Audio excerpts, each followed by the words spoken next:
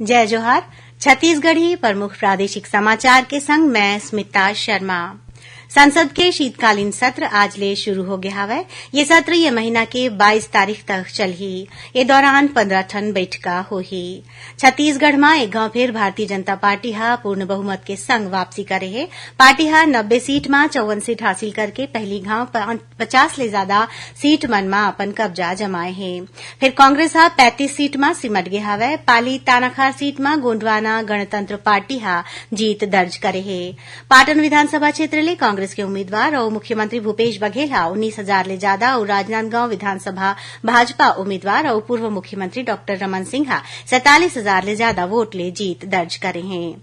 ए चुनाव में रिकॉर्ड 30 प्रत्याशी मन 25,000 या ओखर ले ज्यादा वोट ले जीत हासिल करीन है। वहां भाजपा उम्मीदवार और पूर्व मंत्री बृजमोहन अग्रवाल प्रदेश में सबले ज्यादा 67,851 वोट के अंतर ले चुनाव जीतीन।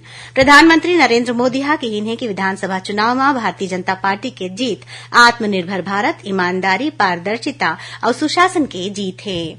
विधानसभा चुनाव में कांग्रेस ला मिले हार के बाद मुख्यमंत्री भूपेश बघेल काली रतिहा राजभवन पहुंच के राज्यपाल विश्वभूषण हरिचंदन ला अपन इस्तीफा दिन। बाद में मीडिया ले गोठबात करत कहिन कि ओमन जनादेश के सम्मान करत हैं। उहे पूर्व उप मुख्यमंत्री टीएस सिंहदेव अंबिकापुर के जनता के आभार जतावत कहिन ओमन हमेशा अंबिकापुर के जनता के आवाज उठाए बर समर्पित रही। श्री सिंहदेव मात्र 98 वोट ले अंबिकापुर सीट ले चुनाव हार गिन।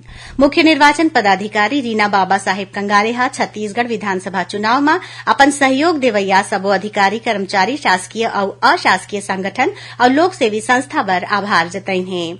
उपराष्ट्रपति जगदीप धनखड़ काली रायपुर के हिदायतुल्ला राष्ट्रीय विधि विश्वविद्यालय के विद्यार्थी और शिक्षक मन ले संवाद कार्यक्रम में शामिल हुई, जेमा ओमन कहिन कि आज देश में गुणवत्ता वाले शिक्षा पाए के मौका मिलत है।